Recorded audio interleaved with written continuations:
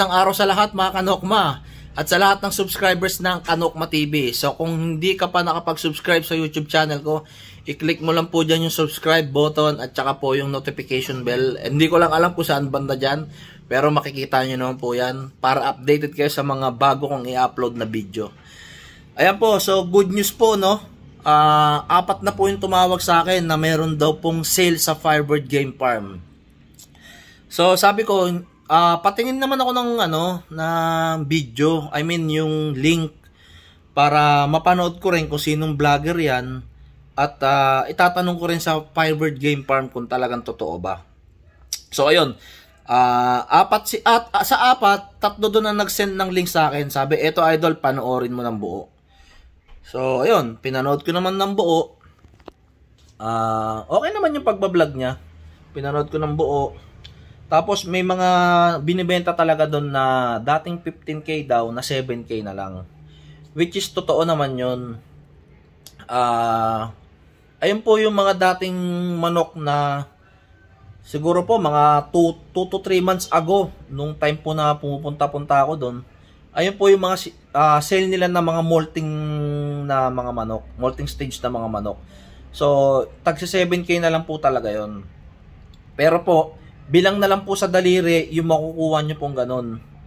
Tsaka ayun po yung mga tira-tira. Hindi ko na po sinasabi mga reject yon, pero po ayun po yung mga napagpilian na. So kaya lang po ako gumawa ng video na to para po i-announce po sa inyo na hindi po nakasale ang mga manok ng Firebird.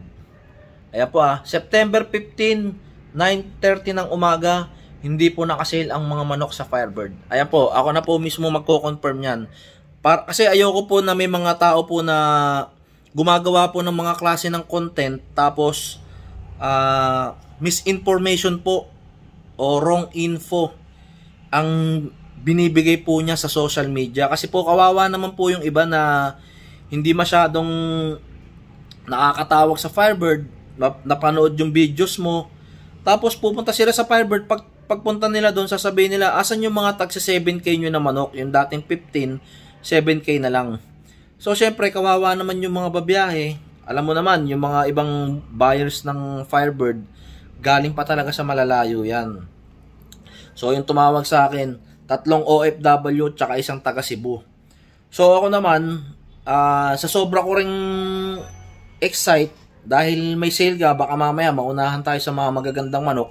Ayan, nakaligo na ako. Ito na nga yung short ko Ayan pati susi ng sasakyan. Kaya lang nagpambahay ako after kong tawagan or i-message yung...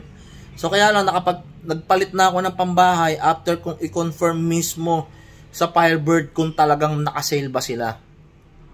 So ayun po, sa mga viewers po niyan, sa mga subscribers po niyan, nasa sa inyo na po yan kung susuportahan nyo pa rin po yung ganyang klase ng content creator.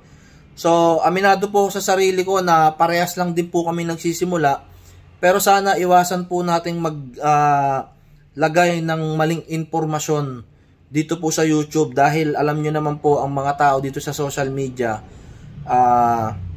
madali po silang maniwala na oy may sale sa ganyan, may sale sa ganito. So sana po iwasan po nating maglagay ng mga fake news regarding po sa sale ng manok sa ganyan, sale ng manok sa ganito. Tsaka kaya kung mapapansin nyo po, hindi ako masyadong naglalagay or nag-e-edit ng mga thumbnail. Kasi po sa thumbnail po na yan, marami po dyan is clickbait. Kagaya po yung sa kanya, dating 15k, 7k na lang, nakasale daw yung manok sa Firebird. Which is, parang medyo nakakapanloko po tayo ng tao para lang po magkaroon tayo ng views. Maawa naman po tayo sa mga viewers natin na maliligaw po ng landas na kung makita man po yung caption mo, ikiklik po nila. Kikita ka nga doon pero nakapanloko ka naman. Papakita mo yung manok, tagsi 7k, iilang peraso lang yun, bilang lang po yun sa daliri. Kaya sana wag po tayong manloko ng tao. Kung maglalagay man po tayo ng thumbnail, pinaka-the best po nyan is totoong information. Ayan po sa lahat po ng subscribers ng Kanokma TV, September 15, siguro po mga 9:35 na po ngayon ng umaga. I-announce ko po ngayon, wala pong sale ang Firebird Game Farm. So kung nakapag-subscribe po kayo sa YouTube channel niya, kayo na pong bahala kung gusto niyo pa po siyang i-follow. Nasa sa inyo na po yan. Hindi ko po kayo iniinganyo or ini-encourage na i-unfollow po siya. Nasa inyo na po yan kung maniniwala po tayo sa kasinungalingan.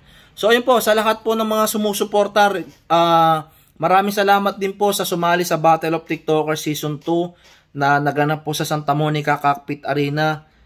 September 4 po yun. So, ang Battle of TikTokers Season 3 naman po ay sa November 17 sa San Pedro Coliseum. Ayan po, sa San Pedro, Laguna po yan ha. So, magkita-kita po tayo. 4-Stag Derby, 1 million guaranteed prize.